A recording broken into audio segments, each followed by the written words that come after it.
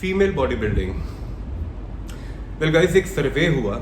उस सर्वे में रैंडमली कुछ एथलीट्स को who were actively into body building, इनसे ये पूछा गया कि about their journey into the body building and their experiences and you can say the history of how they started having these performance enhancing drugs, the steroids. So mostly एक ही answer मिला, and it was that mostly the exposure of these athletes towards the anabolic world was through some male counterpart working out in the gym or through some coaches. और जब यही question in coaches को या in male athletes को पूछा गया कि you have been telling these females to take this anabolic steroids and all that, so do you know how they function in a female body? So a lot of loose ends were found in the entire survey. So आज का जो मेरा video है, ये video इसी के ऊपर है कि how to design a female body building cycle, the steroid cycle. हम इसका वीडियो का शुरुआत करेंगे कि what all are the side effects, the potent side effects which every female should know before venturing into the world of anabolics, steroids, performance enhancing drugs, followed by how to design an ideal cycle for a female athletes, and at the end we will be discussing all the anabolic salts which are available out there, which a female can take with the least amount of side effects, and is stacking possible for them or not. We'll all be discussing this in this video. Guys, इसकी discussion शुरू करने से पहले let us understand what a female endocrine system is all about. Look, this I've made just a small diagram just to put my word across. This is hypothalamus.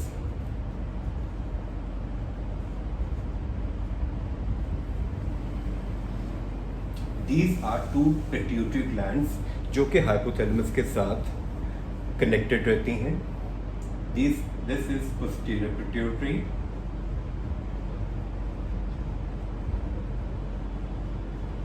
And this is anterior pituitary.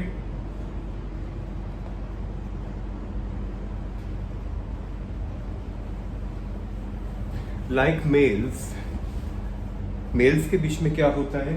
Hypothalamus से anterior pituitary से दो signals जाते हैं in the form of luteinizing hormones and follicle stimulating hormone, जिनको हम LH and FSH कहते हैं. They goes into the testicles. Well guys, in the female also the basic phenomenon same. hypothalamus से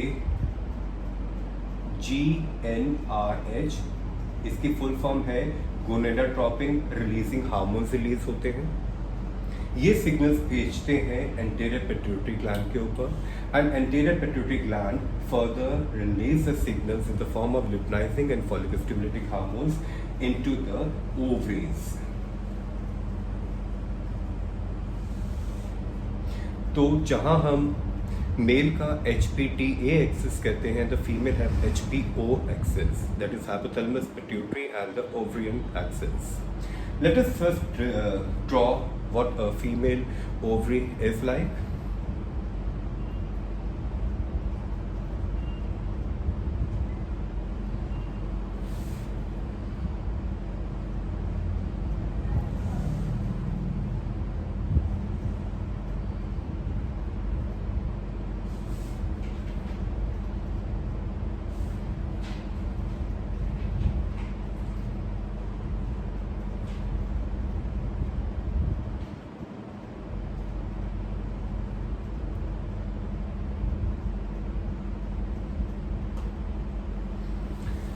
Well guys, this is uterus and these are ovaries.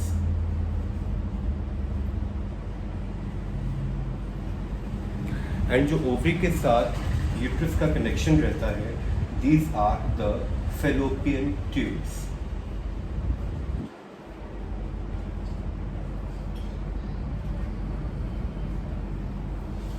Let me make a bigger diagram for the ovaries ताकि मैं आपको समझा सकूं कि what actually happens at the site of ovaries and how the female menstrual cycle performs every month. So, for example, this is an ovary. As I've told you, ये luteinizing and follicle stimulating hormones जो हैं ये जाके they hit the ovary. They enter the ovary through blood channels, जितने भी blood capillaries होती हैं, arteries होती हैं, which are circulating the blood to the ovary, उसके थ्रू ही हार्मोन्स का सप्लाई ovaries में हो रहा होता है। And these ovaries have lot of follicles in them. जब भी ये वाले hormones, luteinizing hormone and follicle stimulating hormones ovary को हिट करते हैं, ovary has loads and loads of follicles already present in it, but only few of them get ovulated. जिन follicles के बीच में मैक्सिमम रिसेप्टर साइट्स पड़ी होंगी follicle stimulating hormones के लिए, FSH के लिए, those are the chosen ones, in other words. So let us assume that this is a one follicle which is chosen above other follicles because its ऊपर receptor sites maximum थे.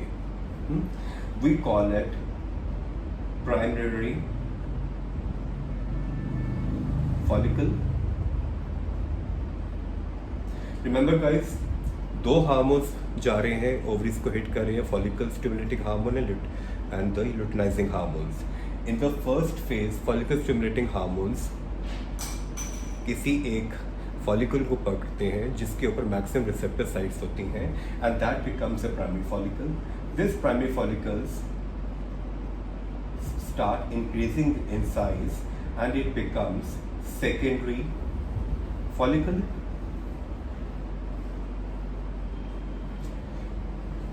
ये जो transient phase हो रही है, पहले तो कई फॉलिकल्स पड़े हुए थे, इनमें से one was a few were the chosen one जो बड़े होने शुरू होते हैं, those are selected for the ovulations. From this primary follicles they start maturing towards the secondary follicles. और इस फेज के बीच में जब प्राइमरी एंड सेकेंडरी फॉलिकल्स बन रहे होते हैं, फीमेल्स के बीच में एस्ट्रोजन रिलीज होना शुरू हो जाता है. एस्ट्रोजन जिसको आप फीमेल हार्मोन कह सकते हो, जैसे मेल्स का टेस्टोस्टेरोन हार्मोन है तो फीमेल्स का टेस्टोस्टेरोन हार्मोन उनका एस्ट्रोजन रहता है. और एस्ट्रोजन्स के क्या क्या बेनिफिट रहते हैं? उनकी बोन डेवलपमेंट में, बोन मिनरल स्ट्रेंथ इंक्रीज करने में, उनकी मसल्स की ग्रोथ में, ब्रेस्ट की डेवलपमेंट में and all the other secondary sexual characteristics. So guys, I'll again repeat, luteinizing hormone and follicle stimulating hormone hit the ovaries. In the first phase, the follicle stimulating hormone select a particular follicle जिसका size बड़ा होना शुरू होता है, that becomes a primary follicle. Primary से बस secondary follicle बनना शुरू होता है. और इस ट्रांजिएंट फेज के बीच में ये एक साइड प्रोडक्ट निकलता है, that is the estrogen, and that is basically the female hormone. One more thing you should be remembering here, जब ये एस्ट्रोजन बन रहा होता है फ्रॉम प्राइमरी टू सेकेंडरी, इसकी अभी percentage is very less because of its low percentage in the blood which is being produced. What it does at low levels, ये वाला एस्ट्रोजन जो है, I am just making here, ये जाएगा straight away anterior pituitary पे और यहाँ पे एक नेगेटिव फीडबैक सिग्नल भेजेगा. Negative feedback for with, for what? For luteinizing hormone.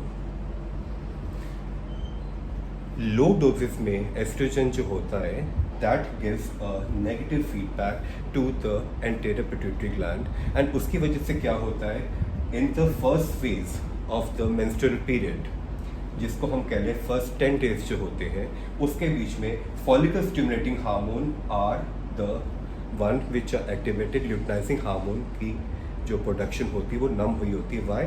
Because the estrogen which is being form वो नेगेटिव फीडबैक भेज रहा होता है ब्रेन को.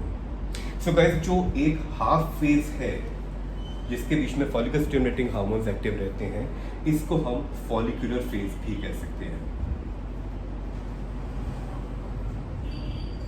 Follicular phase of female menstrual period और फीमेल साइकिल. जैसे 10 दिन कंप्लीट होने लगते हैं, 10th डे के पास क्या आता है, क्योंकि ये प्राइमरी से सेकेंडरी फॉलिकल्स बन रहे हैं, धीरे धीरे एस्ट्रोजन की प्रोडक्शन इंक्रीज हो रही है. Now the percentage was less, now the percentage increases. With the increase in percentage what happens, अब एक नए तरह के signals, increase percentage is again sending a new signals to the anterior pituitary, that is in the form of positive feedback. Positive feedback for what? Luteinizing hormone. और जैसे ही positive feedback luteinizing hormone का anterior pituitary पे जाता है, by the end of 10th day what happens is estrogen suddenly spike कर देता है बॉडी के बीच में फीमेल्स के. And what happens, this ovulation occurs. This egg, the secondary follicle flow form, enters the uterus और यहाँ जाके ये बन जाता है corpus luteum.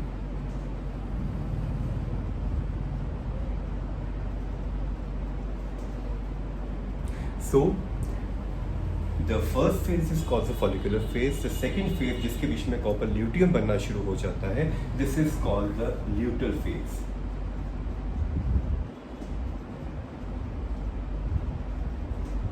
of the female menstrual cycle. Now guys, जैसे ही कॉर्पस ल्यूटियम बनता है,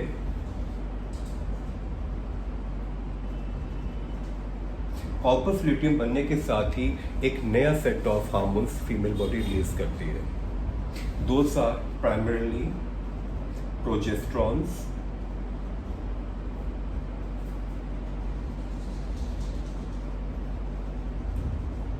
प्रोजेस्ट्रॉन, स्पेस की कमी है, प्रोजेस्ट्रॉन लिखा है मैंने, प्रोजेस्ट्रॉन. इसके साथ one is inhibin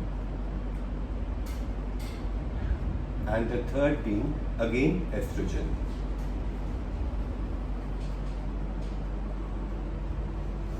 So guys, जैसे ही सेकेंडरी फॉलिकल से कॉर्पस ल्यूटियम बनना शुरू होता है तो 3 तरह के हार्मोन्स बॉडी रिलीज करती है फीमेल्स में. That is the progesterones, the inhibin and the estrogens. Guys, inhibin का रोल क्या होता है? जैसे कॉर्पस ल्यूटियम बनना शुरू हो जाता है तो new set of signals, inhibin क्या करता है, यहाँ से इन सिग्नल्स को it start sending negative feedback to anterior pituitary gland.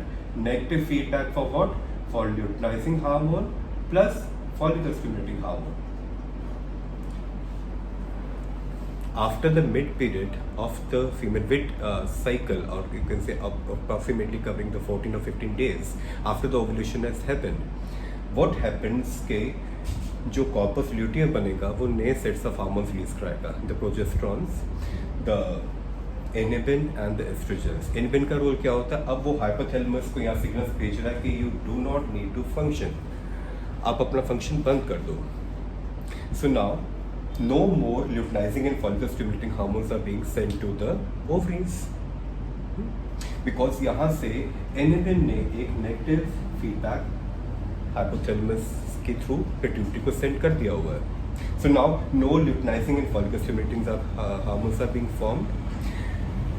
Now, in case fertilization happens, that becomes a total different scenario. In case the fertilization does not happen, धीरे धीरे corpus luteum का साइज जो होता है that starts decreasing. इसका size decrease होना शुरू हो जाएगा और जैसे जैसे साइज डिक्रीज होना शुरू होगा, these 3 hormones, the progesterones, inhibin and the estrogens की परसेंटेज जो है that will start falling. और जैसे जैसे फॉल करी जाएगी, eventually it will just break off and again the entire cycle hypothalamus, ये जो नेगेटिव फीडबैक जा रहा है वो बंद हो जाएगा. Again new cycle of a female starts. जैसे ही कॉर्पस ल्यूटियम पूरी तरह ब्रेक डाउन हो जाता है, then the bleeding occurs, and eventually entire news cycle again starts for the females. So guys, this is what every month happens in a female body. Now let's discuss about all the potent side effects which a female athlete can face after going through the cycles of anabolic steroids. So let's start. The first among the side effects are birth defects.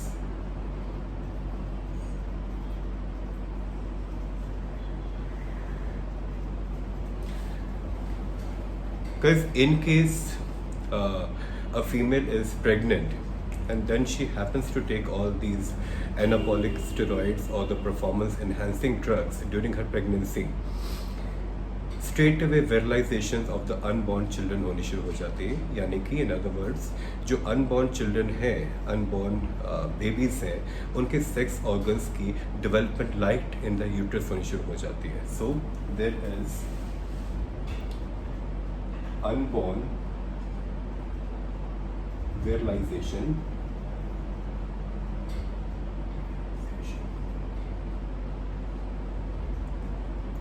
sex organs development.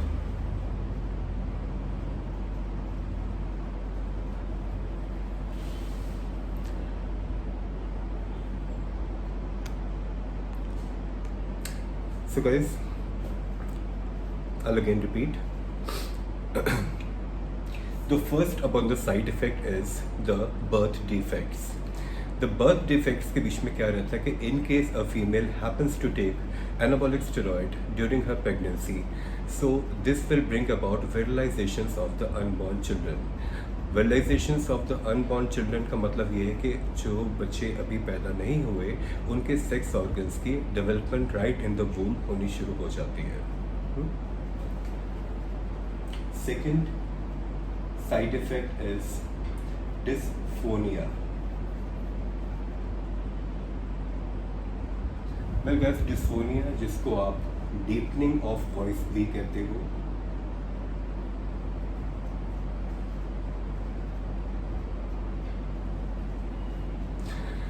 This is very serious condition.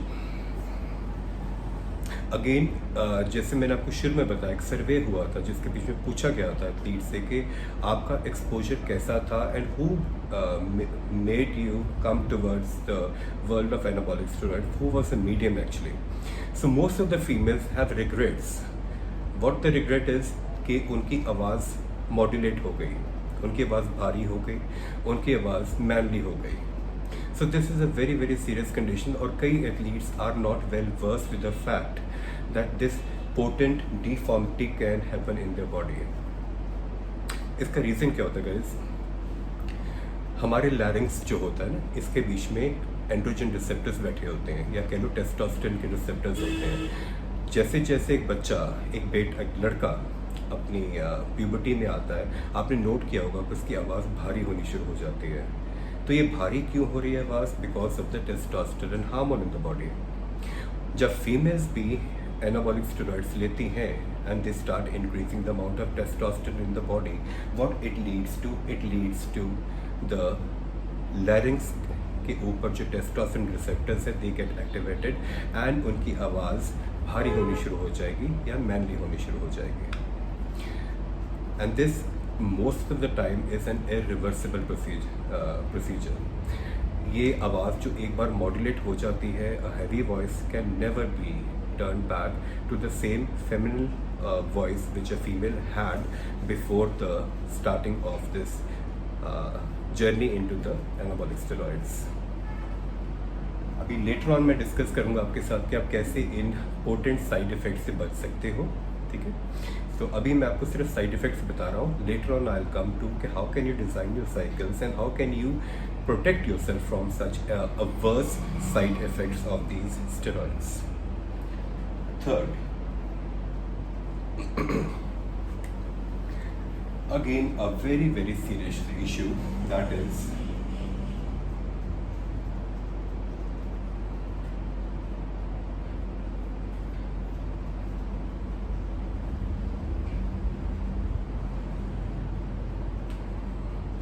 the clitoris enlargement. What is clitoris? Guys, clitoris is, you can say, like men have penis, females के बीच में vagina के ऊपर जो clitoris होता है, that is called a female penis in other words. Reason being इनके ऊपर भी टेस्टोस्टेरोन के रिसेप्टर्स बैठे होते हैं. ठीक है. तो जब जब एक फीमेल एनाबॉलिक स्टेरॉइड्स के ऊपर होते हैं या परफॉर्मेंस एनहांसिंग ड्रग्स के ऊपर होते हैं, because these the clitoris is govern by testosterone hormone, तो इसकी हाइपरट्रोफी एंड हाइपरप्लेजिया होना शुरू हो जाता है. सो मच सो, कई बार इनका इतना ज़्यादा साइज बड़ा होना हो जाता है कि almost they start giving a look of a male penis. Story doesn't end here. On slide sexual provocations, कई बार this organ also starts showing erections like you see in the males. So this becomes a very very big social taboo for a female. अगर आपके partners are not adjusting, are not, you can say, open minded, so ये वाली problem जो है that is again a very very serious issues, and इसका भी कोई reversible angle नहीं है. It is irreversible procedure, और अगर in case हो जाती है then the only treatment is surgical.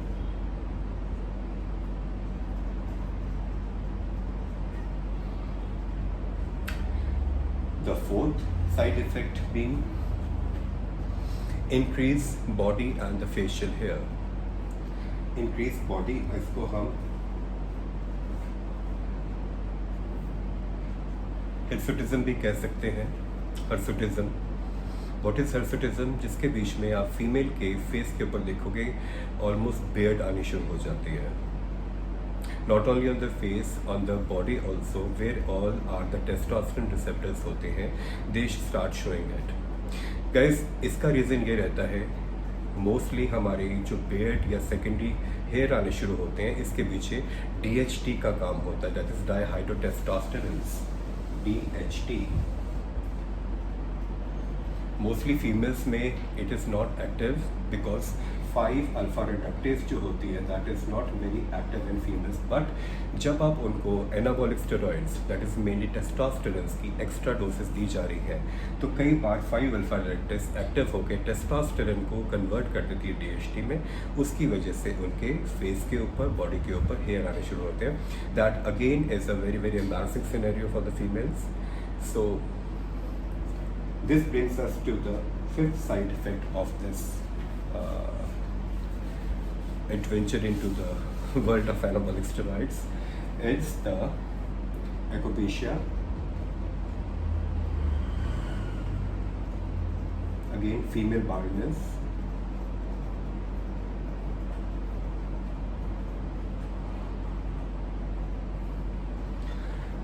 Gas, जैसे मैंने आपको बताया कि DHT के अंदर कन्वर्ट हो जाता है testosterone. So again DHT is one another hormone which whenever stimulated could lead to probably you can say your female baldness, या बाल ख़त्म होने शुरू हो जाते हैं और बालों की थिनिंग होनी शुरू हो जाती है.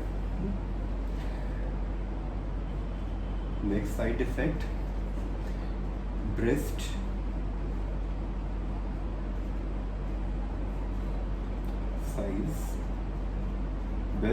size reduction.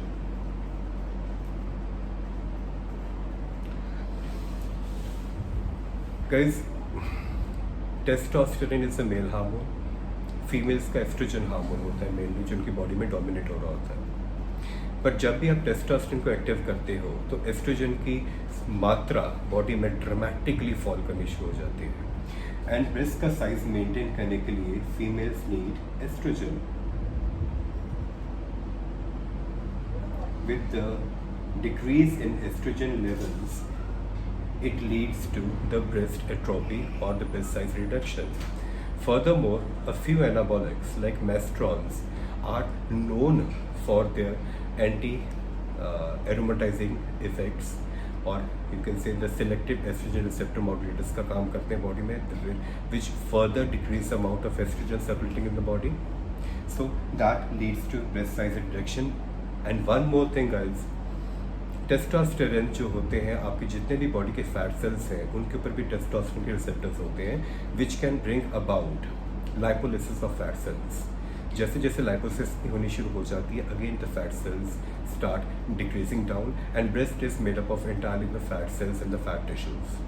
So again, all the mostly the female athletes have to go in for the silicone implants just to maintain the feminine look on their body. Reason being that this again is a procedure or the process which happens to them whenever they are on the anabolics. 7th being menstrual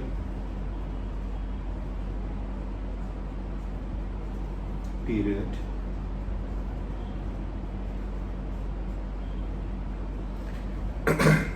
crash. Guys शुरू में आपको मैंने पूरा endocrine system अभी females का समझाया है। जब जब females are on the performance enhancing drugs testosterone के ऊपर, तो इनका HPO एक्सिस जो होता है पूरी तरह क्वैश हो जाता है, और जब ये HPO एक्सिस पूरी तरह क्वैश हो जाता है so there is lack of the monthly periods which females have all the time. So now I'll be coming to the next phase of my this video, that how can you save yourself from the defects. Coming to the next part, the factors which should be taken into consideration before designing a cycle for a female. First let me tell you guys कि at an average हमारी जो mail body होती है वो तकरीबन 8 milligram testosterone दिन का produce करती है, और फीमेल की जो प्रोडक्शन है amount of testosterone per day is just 0.25. So जहाँ मेल्स 8 मिलीग्राम बना रहे हैं a day, females are producing just 0.25.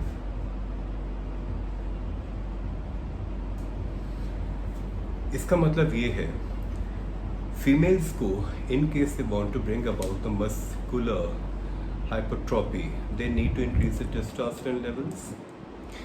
But guys, बहुत लो डोजेस के ऊपर भी, because they are mainly govern by the estrogen hormone, अगर आप हल्की सी डोजेस भी इंक्रीज करते हो फीमेल्स के बीच में तो रैम्पेंट असर आने शुरू हो जाते हैं, आपको हाई डोजेस की ज़रूरत नहीं है।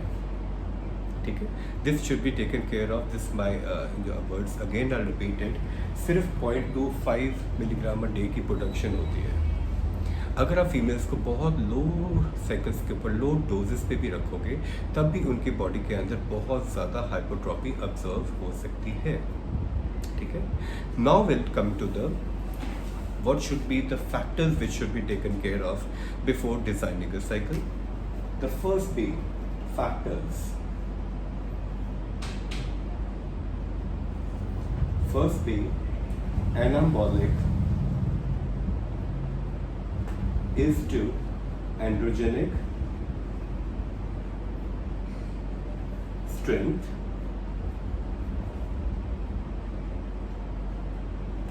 of steroid.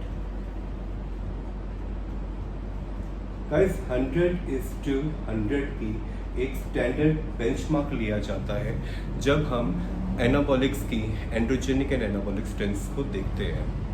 तो टेस्टोस्टेरोन जो एक मेन हार्मोन होता है, मेल हार्मोन होता है, इसकी हम एक बेंचमार्क रख लेते हैं 100:100।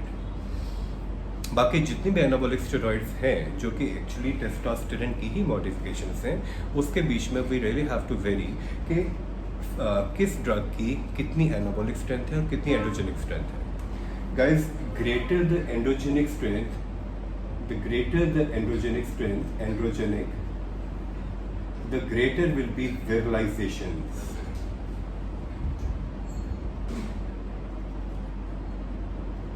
Or the side effects.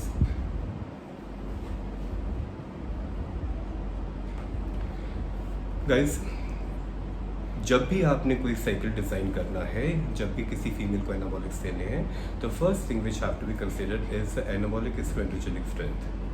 जितनी कम से कम एंड्रोजेनिक स्ट्रेंथ होगी उतना ही एक फीमेल को फ़ायदा रहेगा, because greater the androgenic strength will bring about all the virilization effects into the female जो अभी हमने डिस्कस करे थे। सेकेंड पॉइंट, डोजेस, जैसे वर्ड ही बता रहा है, higher the doses higher the prosperity of anabolic steroid showing all the side effects. कई बार लो डोजेस के ऊपर भी साइड इफेक्ट्स आने शुरू हो जाते हैं, but again doses of a female cycle should be considered. Again reason being, जैसे आपको बताया कि जस्ट 0.25 मिलीग्राम टेस्टोस्टेरोन दिन का बन रहा है, तो आपने डोजेस इस हिसाब से रखनी है कि you do not have to increase a certain benchmark when making their cycles. Third point, length of the cycle.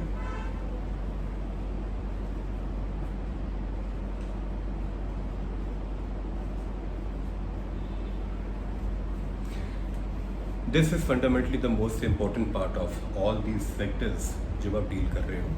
Guys ideally एक फीमेल का साइकिल जो है that should never exceed 4 weeks. 28 days का मेंस्ट्रुअल साइकिल होता है females का।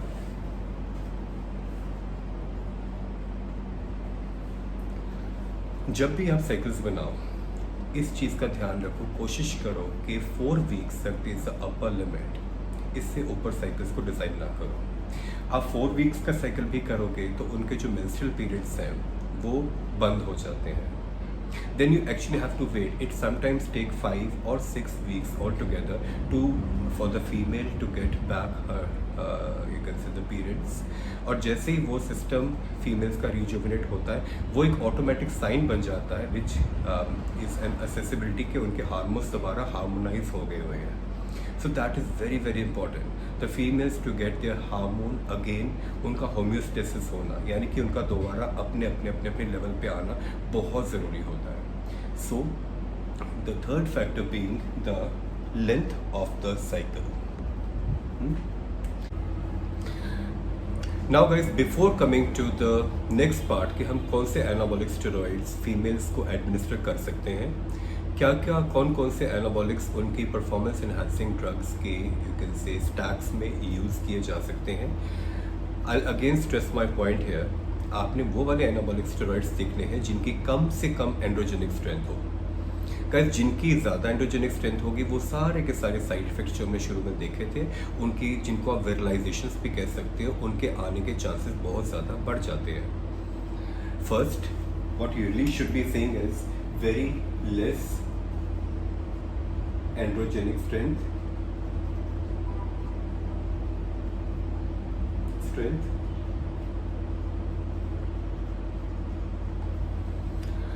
second point being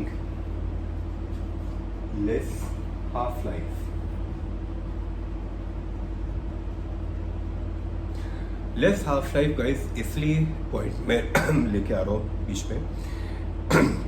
half life is the amount of time जो एक स्टेरॉइड और एक मेडिसिन आपके ह्यूमन सिस्टम में रहती है बिफोर गेटिंग फ्लश्ड आउट। तो आपने हाफ लाइफ उन ड्रग्स को आपने चूज़ करना है जिनकी बहुत कम से कम हाफ लाइफ हो। उसका रीज़न ये है, from the first sign of virilization अगर आप फीमेल्स में देखते हो मोस्टली उनकी आवाज़ मॉड्यूलेट क्रॉक्सी होनी शुरू होगी। तो आपने वो वाले एनाबॉलिक्स लेने हैं जिनको आप इमीडिएटली शट डाउन कर दो and within few hours that is out of the system.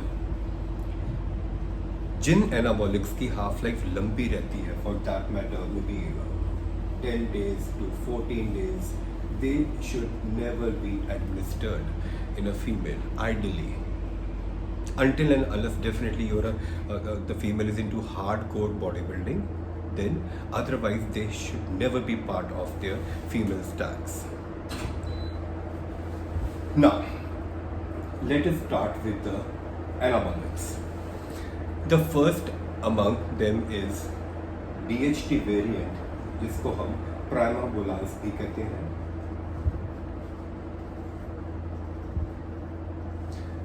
Guys प्राइमाबोलान की एंड्रोजेनिक स्ट्रेंथ जो होती है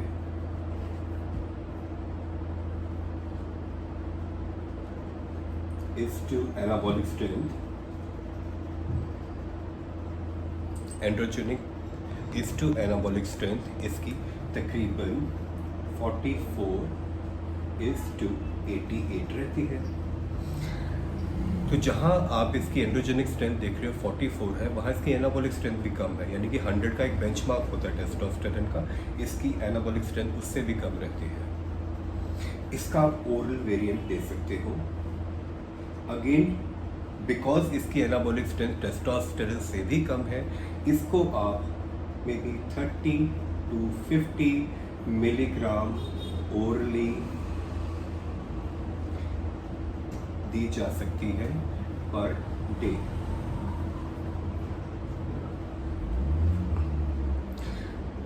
प्राइमोबुलेंस के साथ ही एक अगेन डीएचटी का वेरिएंट रहता है मेस्ट्रॉन्स।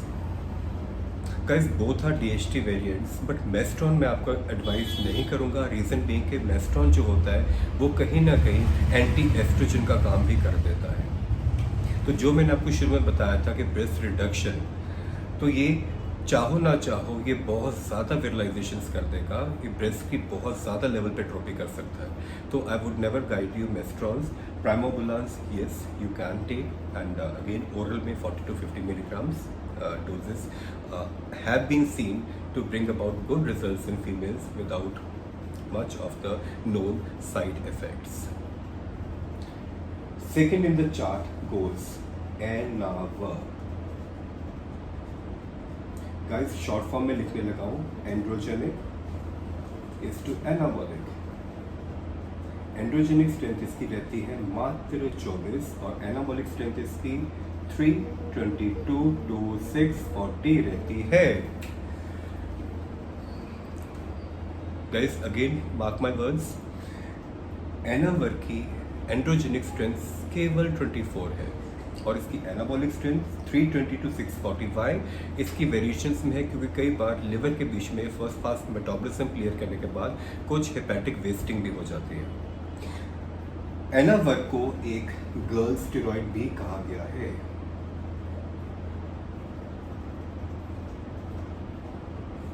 other than its being a very highly anabolic salt of almost इसकी 320 to 640 एनाबॉलिक स्ट्रेंथ रहती है।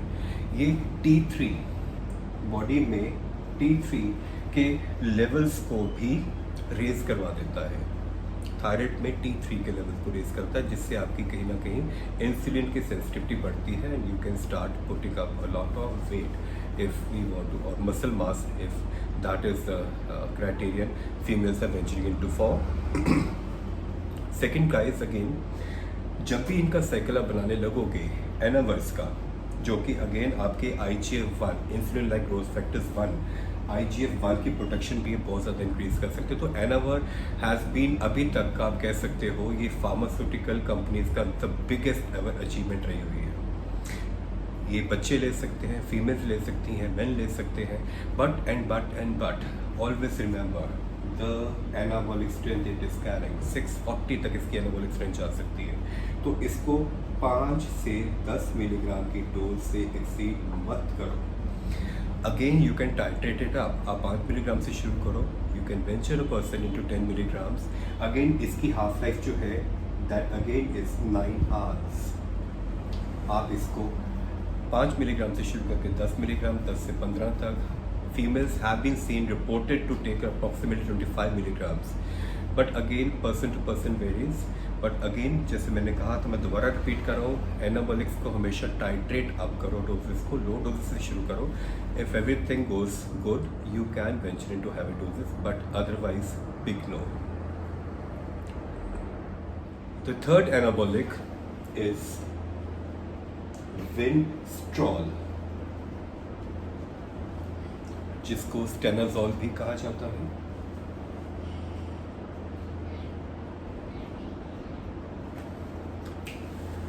विनस्ट्रॉल और स्टेनाजोल गाइस, इसकी androgenic is to anabolic strength रहती है 30 is to 320.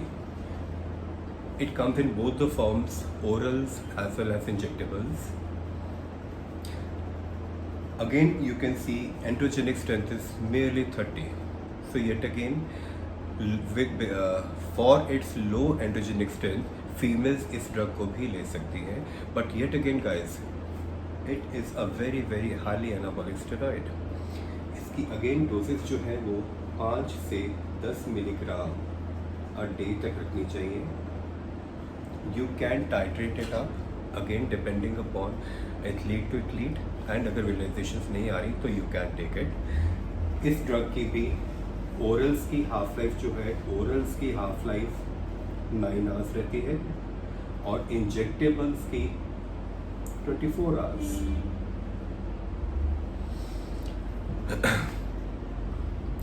गाइस, जैसे मैंने कहा कि 4 हफ्ते से ऊपर साइकिल्स नहीं चलाने चाहिए, तो आपको मैं ओरल वेरिएंट्स बता रहा हूँ। मोस्ट जितने भी एनाबॉलिक स्टेरॉइड्स हैं जिनके ओरल वेरिएंट्स हैं, वो ज़्यादातर वो ड्रग्स अपने 17 कार्बन के ऊपर मिथाइल ग्रुप लेके चलते हैं, यानी कि वो कहीं ना कहीं हेपैटिक होते हैं for the liver.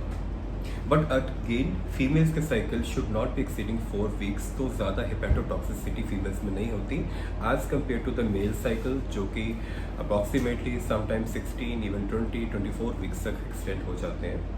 So that much amount of toxicity के ऊपर ज़्यादा ध्यान ना देके you should preferably be giving them the orals, because orals की हमेशा हाफ लाइफ कम रहती है in comparison to the injectables. This brings us to the next steroid in the line. अब मैं 2 ड्रग्स को इकट्ठे लिखने लगा हूँ, boldy and Deka.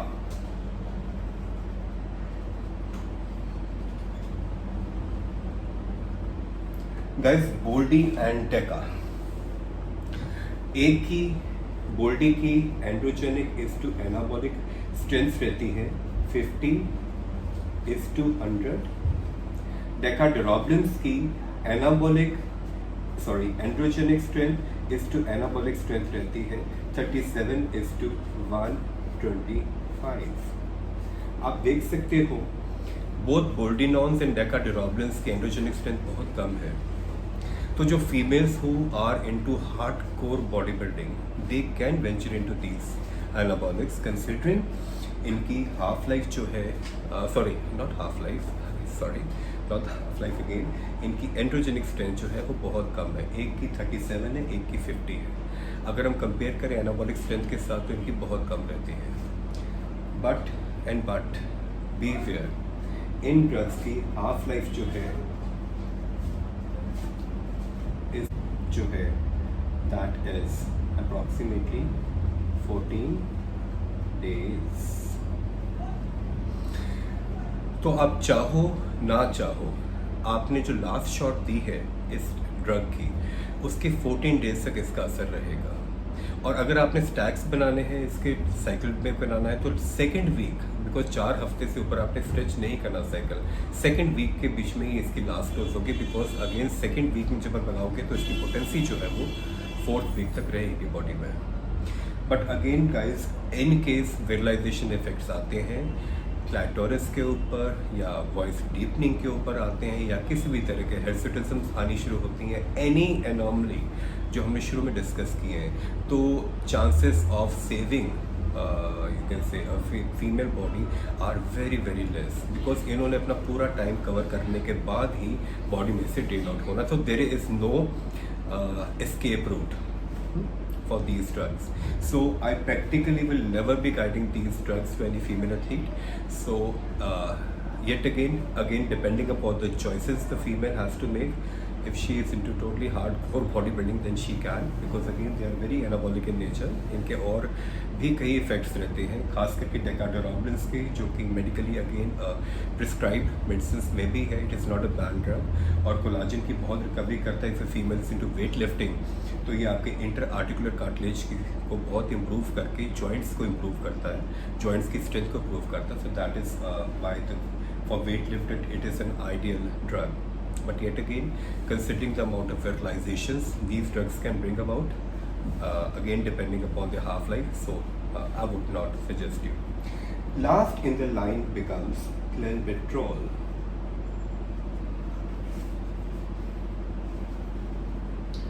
Guys, clenbuterol is not an anabolic steroid.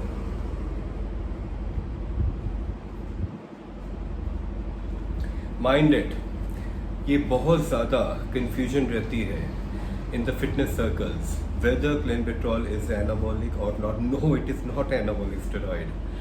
ये सिंपैथोमिमेटिक ड्रग फैमिली को बिलोंग करते हैं ड्रग्स जिनका बेसिक काम होता है फैट का ब्रेक डाउन करना. These are basically fat burners. ये बीटा 2 सब रिसेप्टर्स के ऊपर एक्ट करके फैट सेल्स को ब्रेक डाउन करते हैं और फैटी एसिड्स रिलीज करवाते हैं. और वो फैटी एसिड्स इवेंचुअली यूज हो जाते हैं आपकी मसल कॉन्ट्रैक्शन में या आपके साइटोप्लाज्म में टू रिलीज आउट एनर्जी. इस तरह क्लेंबुटरॉल इंसान का फैट लॉस करवाता है. Plus yes, it is also bronchodilator in nature. So yes, females can take it any given time. ये एनर्जी लेवल भी इंक्रीज करेगा एंड फैट स्टोर्स को बॉडी के अंदर से डिप्लीट कर देता है. ये तो थे गाइस एनाबॉलिक स्टेरॉइड्स जो मैंने आपकी डिस्कस किए. We started with the female endocrine systems, then we ventured into what all the potent side effects और फर्टिलाइजेशंस आ सकती हैं फीमेल्स में. उसके बाद हमने किया कि एक साइकिल डिज़ाइन करने के लिए कौन कौन से फैक्टर्स का ध्यान रखना है. एंड अल्टीमेटली वी डिस्कस कि कौन कौन से एनाबॉलिक स्टेरॉइड्स और the performance enhancing drugs female can take it without much of the side effects. They can save their body because they can save their femininity. Again guys, from my own perspective, I'm a judge in bodybuilding competitions as well. Body building एक अपनी चाह है जैसे हम लोगों की होती है. फीमेल्स के बीच में भी डिज़ायर्स होते हैं to modify their body, to morph their body. जो हम लोग स्टेज के ऊपर अपनी बॉडी को मॉर्फ करते हैं that is not which is given to us by the Waheguru. So we morph our body to a different levels. तो सेम ख्वाहिशें फीमेल्स के बीच में भी होती हैं.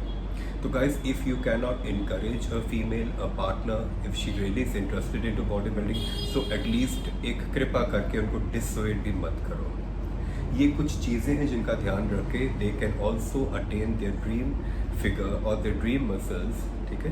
So again guys, in case you find my video relevant, so please कोशिश करना शेयर करने की. कहीं ना कहीं किसी ना किसी को इस वीडियो की काफ़ी ज़रूरत हो सकती है. सो मैं आपका doctor Flix will keep on coming and bringing some और the other video to the best of my knowledge and best of my caliber. Thank you for listening to me Dr. Guneet, also known as Dr. Flex. Bye.